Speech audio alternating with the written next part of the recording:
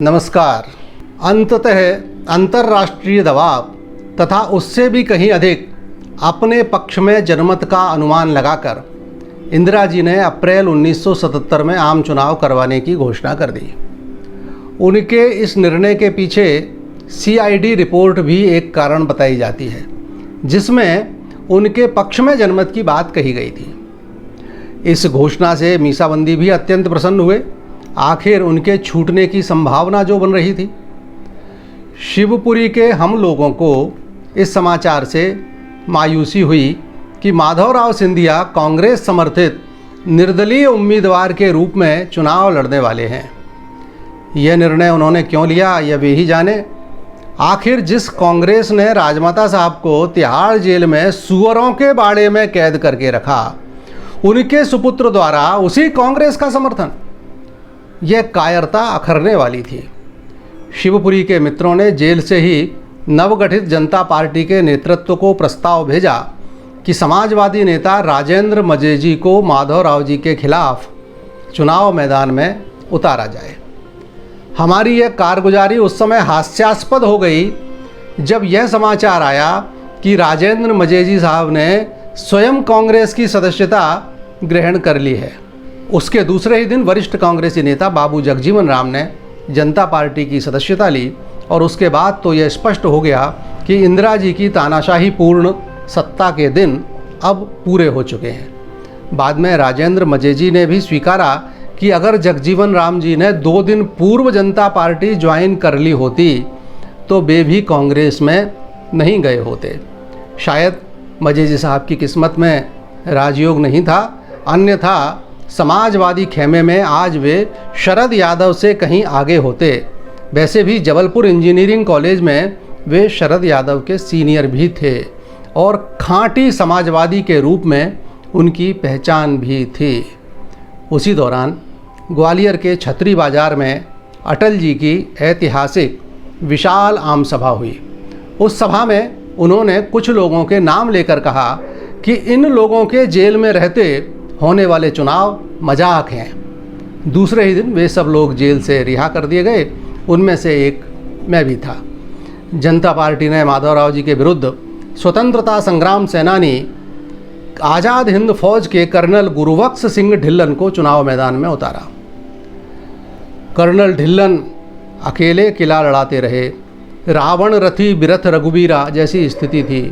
एक ओर तो मोतियों वाले राजा के रूप में प्रख्यात अथाह धन संपदा के स्वामी माधवराव जी, तो दूसरी तरफ कंधे पर स्वयं हल रखकर हलधर किसान के वेश में चुनाव प्रचार करते कर्नल ढिल्लन।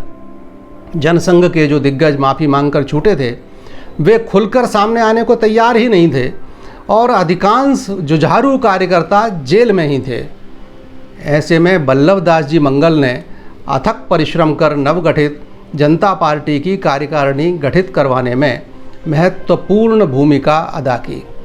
समाजवादी नेता रामकिशन सिंघल नेताजी को अध्यक्ष बनाया गया।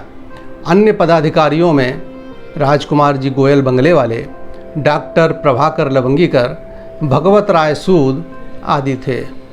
एक ओर चुनावी राजनीति से सदा विरत रहे अनुभव व धनबलहीन कर्नल ढिल्लन और दूसरी तरफ जीवन मृत्यु का प्रश्न बनाकर लड़ रहे ऐश्वर्यवान माधवराव सिंधिया। नतीजतन कर्नल साहब पराजित हुए। सारे देश में कांग्रेस हारी, पर शिवपुरी में कांग्रेस समर्थित निर्दलीय प्रत्याशी के रूप में माधवराव जी अपने जीवन के सर्वाधिक कम वोटों से विजयी हुए। चुनाव परिणाम घोषित होने के बाद मीसाबंदी मुक्त हुए। जब शिवपुरी पहुंचे तब उनका अविस्मरणीय स्वागत हुआ। माधवराव जी का कोई विजय जुलूस नहीं निकला, किंतु मीसाबंदियों का स्वागत जुलूस जरूर ऐसा था मानो पूरी शिवपुरी सड़कों पर आ गई हो। उसके बाद हुए विधानसभा चुनाव से ही मैंने राजनीति के षड्यंत्रों को नज़दीक से देखना शुरू किया। जिन संघ स्वयंसेवकों के परिश्रम और संघर्ष से आपातकाल हटा, उन्हें कैसे एक तरफ किया जाए, इस पर घाघ राजनीतिज्ञों का पूरा ध्यान केंद्रित हो गया। इसी रणनीति के तहत गोपाल दंडोतिया जी को कहा गया कि वे पिछोर से चुनाव लड़ें। गोपाल जी ने सहज कहा कि वहाँ तो हक लक्ष्मी नारायण जी गुप्ता का है, मुझे लड़ाना है तो शिवपुरी से लड़ाओ। और मज़ा देखिए कि ना गोपाल जी को लड़ाया गया, ना लक्ष्मी नारायण जी को, उन दोनों के स्थान पर एक तीसरे व्यक्ति को टिकट दे दिया गया। शिवपुरी से महावीर प्रसाद जैन तथा पिछोर से कमल सिंह पडरिया, कोलारस से कामता प्रसाद जी बेमटे, पोहरी से दामोदर शर्मा तथा करेरा से राजमाता सिंधिया की कजिन सुषमा सिंह जी चुनाव लड़ी।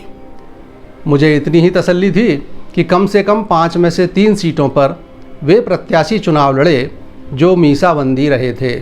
उस माहौल में जनता पार्टी के 5 प्रत्याशी विजयी हुए।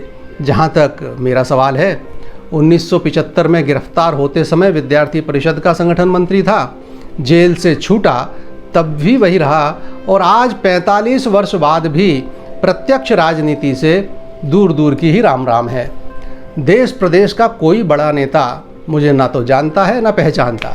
इसलिए जो मित्र कभी कभी अपनी टिप्पणियों में आशंका जताते हैं कि देर सवेर यह क्रांतिदूत चैनल भाजपा का मुखपत्र बन जाएगा, तो खातिर जमा रखिए, ऐसा नहीं होने वाला। क्रांतिदूत राष्ट्र और समाज को ही समर्पित रहेगा, किसी राजनीतिक दल को नहीं। नमस्कार।